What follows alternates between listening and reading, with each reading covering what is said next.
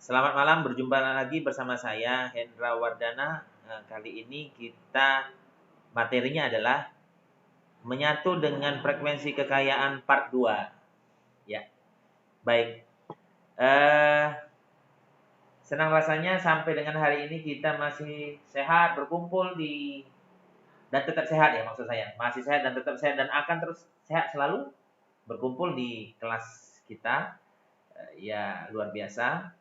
Dan saya kira sudah banyak yang sudah dipraktekin ini sampai dengan hari ini. Pastinya ya, seperti menuliskan impian setiap malam, nyeker juga setiap pagi, dan tentunya sampai dengan hari ini harusnya teman-teman sudah praktek nih dengan jalan ke tempat toko-toko branded atau tempat toko emas dan berlian. Saya nggak tahu apakah Anda sudah praktek atau tidak. Paling tidak ini jadi PR Anda tetap ya. Lakukan itu. Kalaupun belum ya. Oke. Kita langsung ke materi. Jadi menyatukan dengan frekuensi kekayaan, ini bagian kedua ya. Ini lanjutannya adalah kita itu selalulah yang namanya membuat target itu penting ya. Membuat target. Target 1 tahun ke depan Anda mau bagaimana gitu. Dipotong 12 bulan, berarti 1 bulan ke depan berapa penghasilannya. Ingat, money map itu sangat penting untuk melatih Anda ya, untuk bisa mengukur apa ya, menaikkan plafon Anda, mengukur mengejar target Anda. Ya, jadi setiap bulan kan naik 150%, artinya naik 1,5 kali. Misalnya kalau Anda bulan ini 20 juta, berarti bulan depannya 30 juta. Seperti itu. Ya nggak apa-apa kalau misalnya gap to goal-nya itu punya distance, punya jarak. Artinya nggak kecapaian, nggak masalah. Yang nggak kecapaian itu tetap nanti ditulis. Beginilah rupanya Anda mendapatkannya 150% dari itu. 150% dari kenyataan asli realnya. Buat lagi untuk bulan kedepannya. Ya. Berlatih untuk selalu membiasakan Anda seolah punya uang gitu, kayak gitu loh. Melatih itu. Jadi begini ya. Bagi Anda yang sudah terbiasa, ingat ya di video saya kemarin, bagi Anda yang sudah terbiasa mungkin dengan penghasilan 5 juta per bulan, maka Anda sudah biasa di hal yang seperti itu gitu, dengan kebutuhan-kebutuhan seperti itu. Naikkan lagi mungkin 10 juta, 15 juta, Anda melatih kebiasaan seperti itu. Ya, naikkan lagi, Anda melatih kebiasaan seperti itu. Melatih kebiasaannya. Nah, kebiasaan orang yang punya penghasilan 20 juta sama kebiasaan orang penghasilan 5 juta itu beda. Coba kita lihat saja nanti tabungan emasnya atau pengeluaran sana sininya. Makin banyak pemasukan, stylenya mungkin sudah beda. Nah, dia sudah terbiasa hidup di level itu gitu. Jadi bagi dia apa ya? Bukan suatu hal yang membuat dia keranjingan gitu ya, dapat uang segitu banyak bingung gitu. Enggak, dia sudah biasa. Nah, itulah makanya jangan terlalu besar-besar sekali plafon rezekinya dinaikkan 3 kali lipat, misalnya hari ini bulan ini 20 juta, besok jadi 60 juta. Enggak usah juga seperti itu. 150% saja, satu setengahnya saja. Jangan 3 kali lipatnya. Itu melatih bertahap Anda mempunyai kebiasaan dulu. Biasa standar naikkan lagi bertahap. Nah, kalau misalnya Anda bisa mendapatkan misalnya ya, dapat rezeki durian runtuh misalnya, drop tender miliar, dapat ratusan juta. Ya, it's not problem, nggak masalah. Tapi Anda harus membiasakan diri dengan memegang uang yang misalnya 300 juta sekali dapat masuk ke rekening. Anda harus mulai membiasakan diri di level itu gitu. Jangan keranjingan. Tahu nggak ya keranjingan? 300 juta itu jadi OKB gitu, sindrom orang kaya baru. 300 jutanya dia habiskan karena saya punya pengalaman teman saya seperti itu gitu, teman-teman. Jadi saya bisa ngomong seperti ini karena saya ngelihat teman saya yang seperti itu.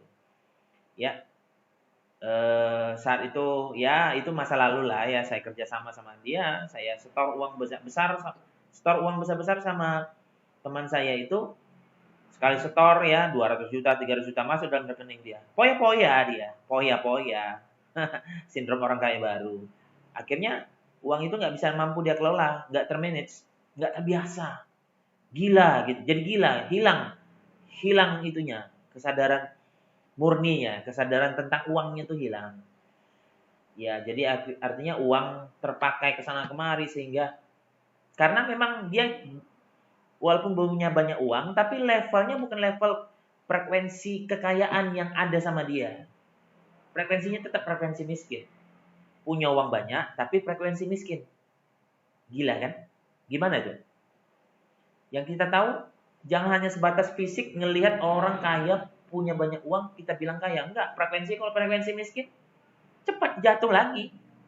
Percaya deh, jatuh lagi. Itu namanya sindrom orang kaya baru, frekuensinya masih frekuensi rendah, frekuensi kemiskinan. Begitu dapat uang, bagaimana caranya uang itu bisa keluar dari dirinya karena dia di alam bawah sadarnya nggak terbiasa. Aku nggak biasa dengan kaya, aku biasanya dengan miskin. Jadi uangnya harus dikeluarkan. Keluar. Buat macam-macam. Saya sudah punya pengalaman, bukan sayanya, tapi teman saya yang saya perhatikan. Itu menjadi pembelajaran dan oh begitu rupanya. Jadi setiap apa yang kita lihat itu kan bisa menjadi pelajaran bagi kita. Ya teman-teman ya. Oke. Nah, jadi lanjut lagi. Bahwasanya kita walau bagaimanapun tetap harus bisa membiasakan. Artinya namanya yang terbiasa, Anda mulailah membiasakan diri untuk membeli baju yang harganya lebih dari yang harga sekarang. Biasakan coba. Contoh ya. Harga baju Anda selama ini mungkin harga baju yang katakanlah 80.000 baju kaos ya. Katakanlah yang 150.000 baju kemeja ya. Coba biasakan beli baju yang harganya lebih dari itu. Pertamanya macam nggak biasa. Berat. Aduh mahalnya. Ketika Anda sudah mengatakan mahalnya, Anda sudah menutup diri dan memberikan rasa ketidakmampuan itu memancar ke alam semesta. Biasakan punya baju yang harganya lebih mahal dari yang sebelum-sebelumnya gitu ya. Ya, bagi orang yang sudah terbiasa memakai baju yang harga 200.000, 300.000 kemeja, bagi dia biasa pakai baju itu. Biasa. Bagi dia nggak sesuatu yang dia mengeluarkan uang itu terlalu berat gitu. Ingat ya teman-teman ya, bukan fokus pada pengeluaran tapi fokus pada pemasukan. Jadi artinya fungsinya money map itu adalah uang masuk yang Anda catat, uang keluar jangan catat. Tetap aja memang ada yang keluar pasti, tapi ya tetap aja Anda buat uang masuk. Ya. Jadi sama halnya dengan seperti itu.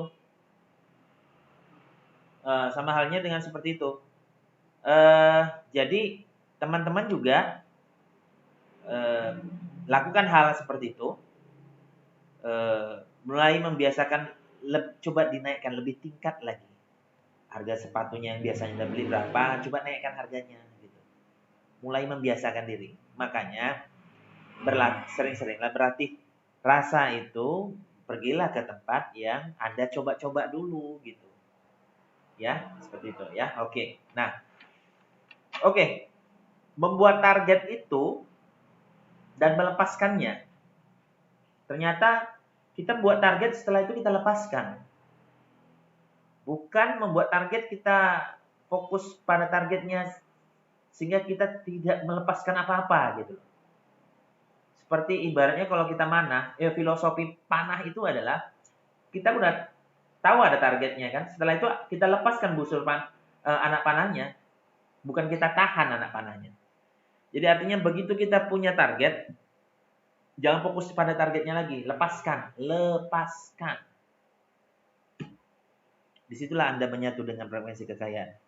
Lepaskan. Karena Anda memang harusnya bukan pada kemelekatan. Anda sudah menyerahkan urusan, lepaskan itu urusannya kepada Allah Subhanahu wa taala, kepada Tuhan, kepada Sang Hyang Widi kalau Hindu. Seperti itu teman-teman. Ya ibarat seperti memesan makanan online. Seperti memesan makanan di online. Coba Anda coba dulu, rasakan bagaimana memesan makanan di online. Dicoba. Setelah dari ini nanti videonya, coba Anda pesan. Begitu Anda pesan, Anda sudah tidak menunggu lagi barangnya akan datang, pasti datang. Anda selama menunggu itu Anda mau melakukan apa? Melakukan hal-hal yang kira-kira melupakan barang itu datang kan? Tapi itu tetap pasti datang. Benar nggak? Nah itu dia yang saya mau ambil rasanya itu gitu loh teman-teman. Oleh karena itu di kelas ini tentulah sudah melewati kelas mindset clinic free yang ada eksperimen kuning, kubu-kubu kuning, itu fungsinya di sini. Fungsinya di sini. Ya. Oke. Lalu kenapa Anda harus membuat sampai 21 hari? Bukankah itu jadi melekat, coach? Setiap hari kita buat, setiap hari kita buat, setiap hari kita buat. Itu jadi pertanyaan bagus tuh. Mengarah kepada saya tuh pertanyaannya. Itu kan bukannya jadi artinya melekat. Setiap hari ditulis. Bukannya sekali. Nah, saya membiasakan perasaan Anda untuk memiliki itu. Makanya harus dibuat 21 hari. Membiasakan diri merasakan itu. Sudah terbiasa, lepas. Itu butuh 21 hari karena itu mau melatih otot kesadaran kaya Anda gitu loh. Tidak sekali, tapi sampai 21 hari aja. Sampai benar-benar 21 kali saja. Jadi Anda betul-betul betul-betul melatih rasa gitu. Rasa. Kalau buat teman-teman yang sudah sampai hari ke berapa nih? Hari ke-5 lebih kan? Kan tulisannya seperti terima kasih ya Tuhan, aku memiliki ini. Setiap hari Anda mengatakan aku memiliki. Rasanya sudah jadi. Pertamanya di awal macam menolak. Apa sih? Nggak mungkin dong. Tapi lama-lama 21 hari Anda sudah mulai terbiasa. Ada rasa yang udah biasa, udah jadi biasa gitu. Nah, udah terbiasa, lepas. Seperti itu teman-teman. Ya. Itulah fungsinya kenapa 21 hari. Oke. Yang kedua, bersedekah itu benar-benar memang menyatu dengan frekuensi kekayaan. Itu hak. Itu yang hakul yakin itu benar adanya. Bersedekah. Jadi kalau Anda bersedekah, saran ya, boleh sedekah time waktunya boleh kapan saja. Tapi pengalaman saya memilih adalah pada hari subuh. Pada waktu subuh. Setelah sholat subuh, saya memilih untuk bersedekah di subuh hari. Karena kalau menurut keyakinan yang Islam ya, subuh itu adalah malaikat rahmat, malaikat rezeki lagi turun-turunnya ke bumi gitu. Saat itulah kita mengeluarkan sesuatu yang didoakan akan masuk kembali oleh malaikat. Seperti itu, ya. Bagaimana kalau misalnya Anda tidak menemukan orang yang membutuhkan uang pada saat subuh? Ya, kotak amal yang dari luar sana Anda boleh ambil yang dalam keadaan kosong, jangan dalam keadaan berisi. Atau memang Anda sengaja memang membuat kotak sendiri, Anda buat di situ ada untuk amal. Nah, Anda masuk ke situ setiap pagi subuh. Yang kedua, yang berikutnya sedekah kepada siapa? Sedekah kepada orang gila. Kalau bisa, kalau nggak bisa ya nggak apa-apa.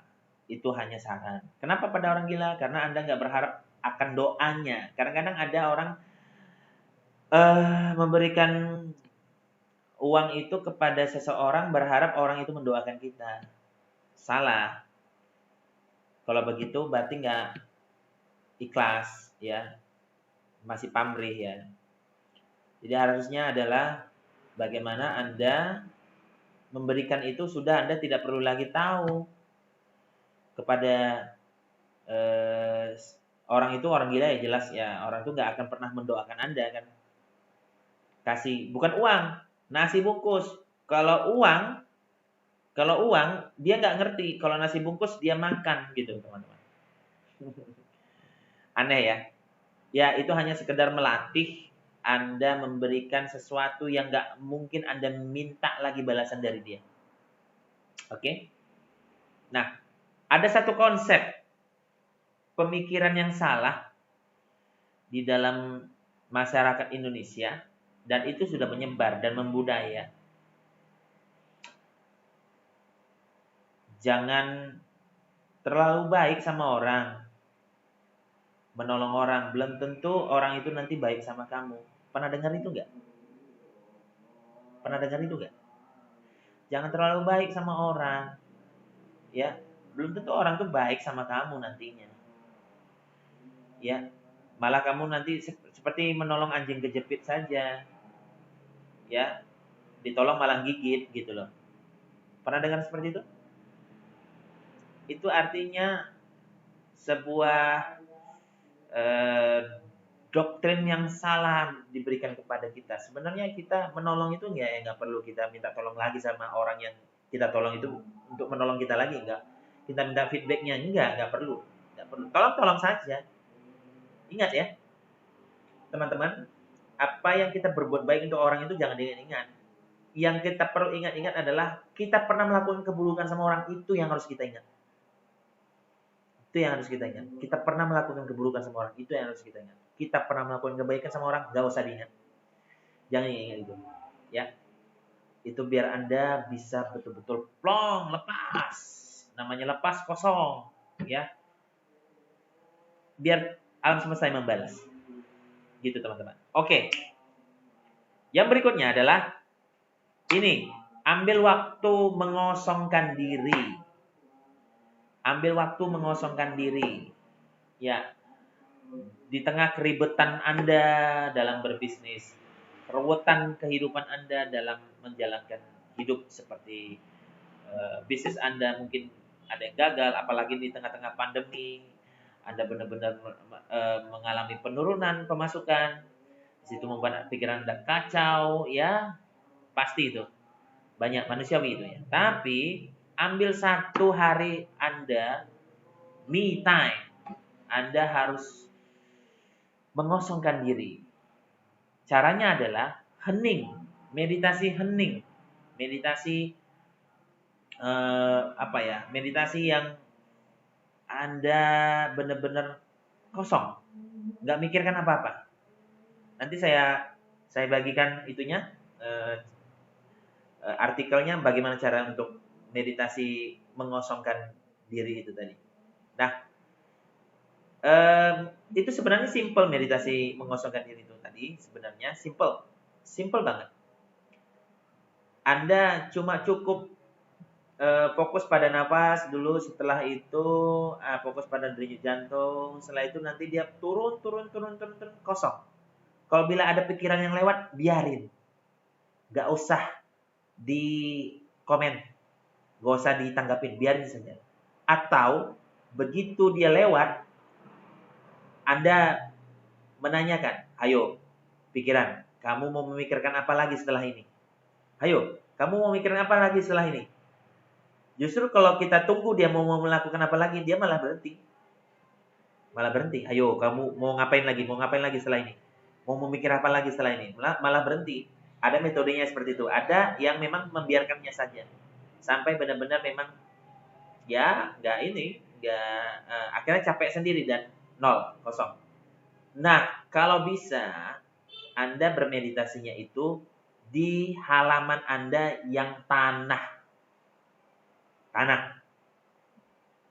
Kenapa begitu? Kenapa nggak di rumah? Di tanah lebih bagus. Kalau di semen nggak ada, ya boleh juga, tapi di tanah tuh biar grounding juga. Biar grounding. Bukan hanya grounding nyeker saja, tapi Anda bisa juga dengan bermeditasi di tanah. Tanah ya, ya paling tidak Anda di rumput ya, Anda pakai alas boleh, ya pakai alas di pantatnya, di kakinya boleh nyentuh tanah. Apa bersila, duduk bersila maksudnya seperti itu. Itu teman-teman, lakukan itu. Nah, kalau di tanah Anda jadi menyelaras dengan alam semesta, ya, penyelarasan dengan alam semesta. Penyelarasan dengan alam semesta. Jadi ini penting sekali karena memang pada saat Anda hening, Anda benar-benar memang menghilangkan semua kadar-kadar kegalauan Anda, stres Anda, panik Anda, negatif apapun yang benar-benar dinetralkan saat itu. Nol, ya. Lakukan itu teman-teman. Nah, ada tips tambahan lagi dari saya. Mungkin ini bagi Anda yang mampu. Kalau yang tidak mampu ya nggak masalah. Bagi Anda yang mampu. Anda pernah dengar puasa mutih? Oke. Anda pernah dengar vegetarian? Pernah ya?